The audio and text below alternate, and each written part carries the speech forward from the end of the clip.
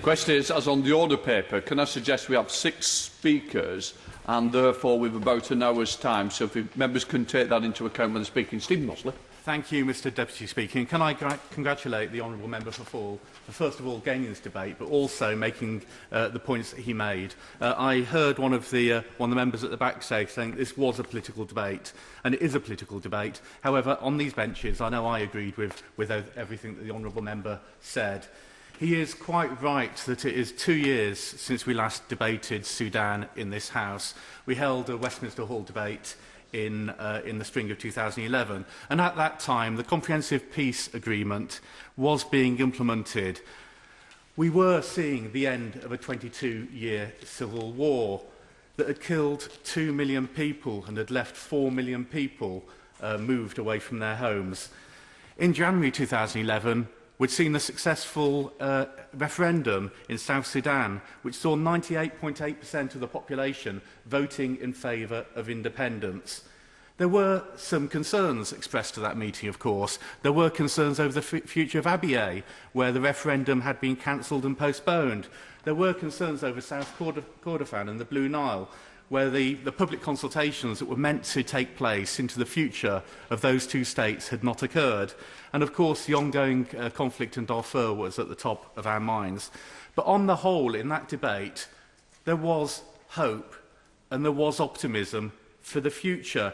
There was a belief that the independence of South Sudan would mean a new beginning for both North and South Sudan. And that was backed up for me when I was able to visit Khartoum in June 2011. And I guess at this point I ought to just mention my register of interests, where I've got that recorded. It was a few weeks before the independence of the South. And whilst we were there, we met government ministers, we met people from the National Congress Party, we met embassy staff, we met Dufford staff, we met local businesses, we met representatives of the local Coptic church. And when we met those people, there was a huge amount of hope for the future. And there was a belief that 9th of July 2011 would mean a new beginning for both North and South Sudan. It's also worth saying that whilst we were there, one thing that we did pick up, and this is particularly relevant in this Parliament, was, of course, the high regard that many people had for the United Kingdom. We were shocked to hear that the majority of cabinet members in Sudan, despite all the problems, the majority of them were either educated in the UK or they held British passports. There was a huge, immense well of goodwill towards the United Kingdom. And there's a huge desire amongst all people that we spoke to increase links, to increase trade, to increase investment. And there was a big will for Britain to get more involved in Sudan. Of course, it's now 2 years since South Sudan got its independence. And I'm afraid to say many of the hopes that we had 2 years ago have been dashed. Both Sudan and South Sudan are now considered to be fragile states.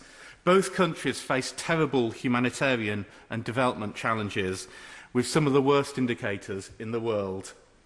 When it comes to Darfur, it's now 10 years since the conflict started, and there's still no end in sight. And concerns remain about the Khartoum government and their enthusiasm to negotiate, comply with international law, and to cease violence. When I was preparing for this debate, I of course, looked at the newspaper articles over the weekend, and there were 3 newspaper articles that jumped out at me straight away about Sudan. And I thought I'd just tell you what they were, because they do give an impression of what's happening out there at the moment.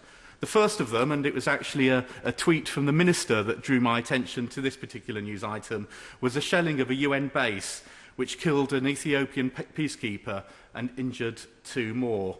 This was in Kadugli in southern Kordofan, and it was thought to be SPLM-N fighters supported by South Sudan who shelled a United Nations base in South Kordofan.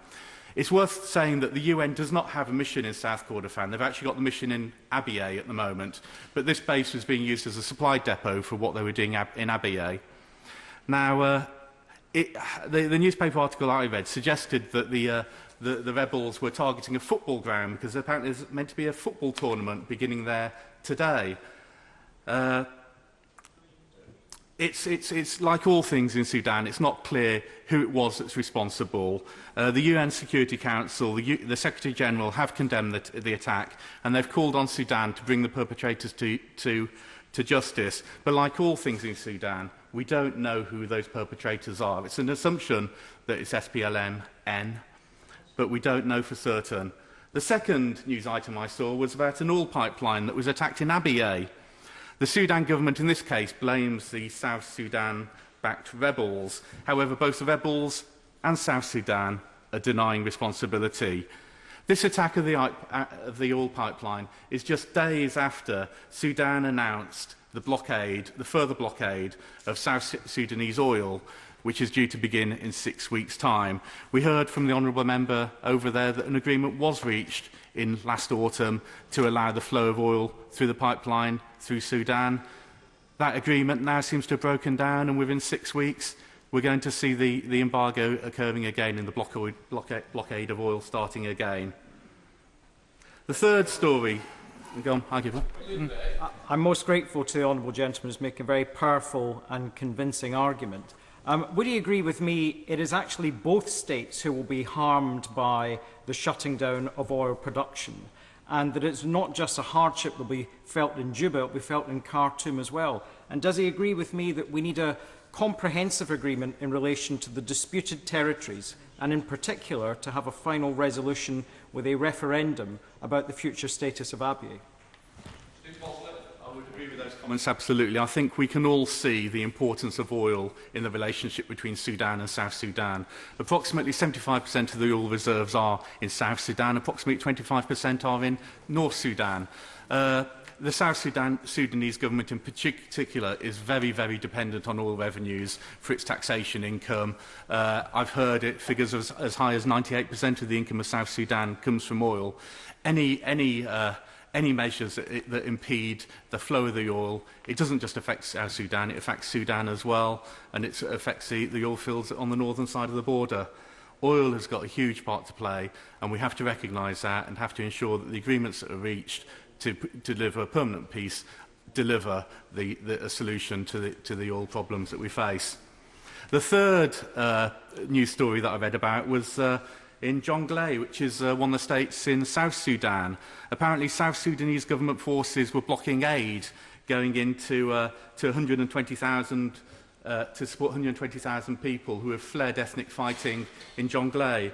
At the moment in South Sudan, it's estimated that 7 out of the 10 states are in turmoil, and there's fighting occurring in those states. The South Sudanese government says it can't identify... I give way? Very grateful to the honourable gentleman who's making a very well-informed and lucid speech. But when he was referring to events over the weekend, was he aware of events in Darfur as recently as Sunday of this week, where an aerial attack carried out by the Sudanese Air Force on a village in Darfur killed a mother and her 2 children, aged 5 and 7. So sadly, this is ongoing.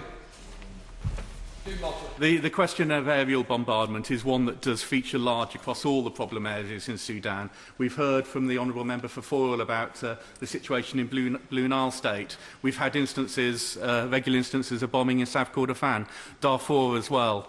It's not just aerial bombing which is a concern. The laying of landmines occurs,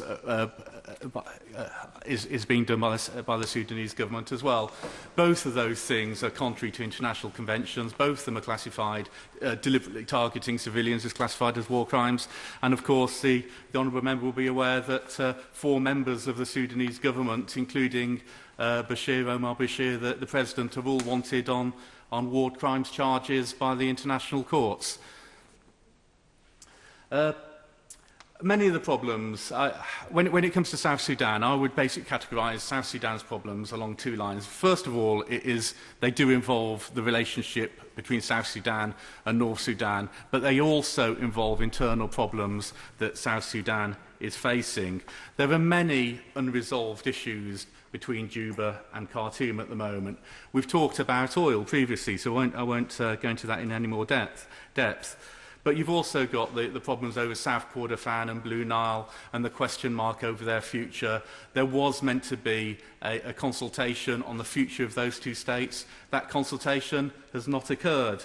Abyei, we have been promised for years now a referendum in Abyei.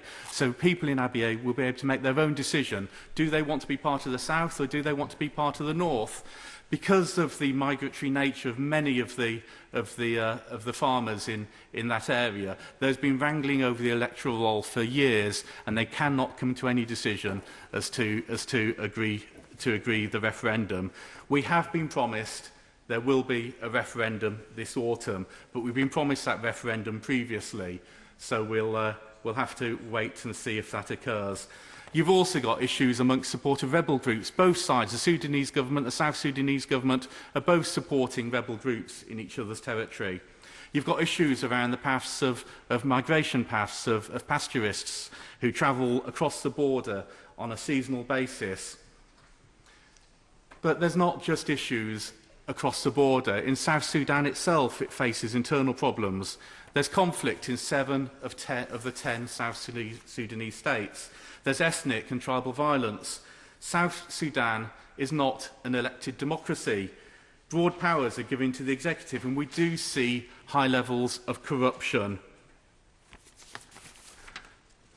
There's also a huge problem with a lack of state capacity and a lack of infrastructure. South Sudan is one of the hardest places in the world to reach, and even when you get there, it is incredibly difficult to travel about the country and reach some of the more isolated states. I'll give way to the gentleman. Bob Stewart. Deputy Speaker, and I thank the honourable gentleman, congratulate him on getting this debate. My wife was a delegate of the International Committee of the Red Cross in South Sudan. Not only was she taken hostage there by rebel groups, but she firmly believes that one of the problems, and she set up a camp from scratch for 100,000 people, one of the problems she thinks now is that we've set up these camps in inhospitable places where we have to resupply them and keep them going. And actually, by doing that, we've caused a problem in an area which cannot sustain such a large population because it attracts people in. And that is one of the problems that we've actually made in South Sudan. Hard as it is, perhaps we shouldn't have done so much. I don't know if I agree we shouldn't have done so much, but he's absolutely right that many of the camps are very, very isolated. They're very difficult to reach. But there is some good news there. I know they've recently completed a new camp at Adjun Thok, which has got a very good reputation. They're gradually moving people from more isolated camps to that camp, and they can supply them there. They can supply them with food, with water, and allow them to start making the long-term decisions that allow them to set down their roots and start to develop livelihoods in those areas, because that's also a problem as well with humanitarian aid, and a problem that we have faced in Sudan in the past. People are quick to supply food, they're quick to supply emergency aid, but what we're not so quick to do is to provide more long-term solutions that allow people to survive and live on their own long-term. The Honourable Member for Fall mentioned the NGOs, and during the process of preparing for this debate, we have met representatives of a number of the NGOs. And normally, when you speak to NGOs, they're desperate for members of Parliament to stand up in this chamber and to sing their praises, to tell members of this House the good work they're doing. When it comes to Sudan and South Sudan, the NGOs deliberately said, no, we don't want you to say what we're doing. We don't want you to say where we're doing it, because they face so many problems. They're afraid that if they highlight the situation they face, they might face repercussions. They were telling us they're already facing restrictions on visas. They're already seeing the cost of permits going through the roof. They are finding it becoming more restrictive to operate in both Sudan and South Sudan. And they asked us to make sure that when we talk about the situation out there, the situation that they face, we talk in general terms rather than specific terms. But what we do know is that there are still 1 million people who remain displaced by the fighting, with more than 300,000 of them being displaced since January of this year, which is more than the whole of last year. The problems in Sudan and South Sudan have not gone away. They are in a real mess. There is continued armed conflict and human rights abuse. and hundreds of thousands have fled and are living in camps. Because this is a debate on the UK government's response to Sudan, I do just very, very quickly before I sit down want to mention the SHARP project, the Sudan Humanitarian Assistance and Resilience Programme, which DFID are running. The idea of it is to spend £67 million over 3 years, with half of it being in Darfur and the rest of it in the Blue Nile and South Kordofan states. And the idea of this project is to build household and community resilience and to allow people to move on from aid dependence. This is a long-term project, and I'd just like to congratulate the Minister and the Department for the work that they're doing to ensure the long-term success. Finally, Mr. Speaker, Sudan, South Sudan, is not a problem that can be solved on its own by this country or by themselves. It needs all the international community to work together to help resolve the conflicts that they face. Speaker, can I first of all congratulate those honourable members who are responsible for securing this debate.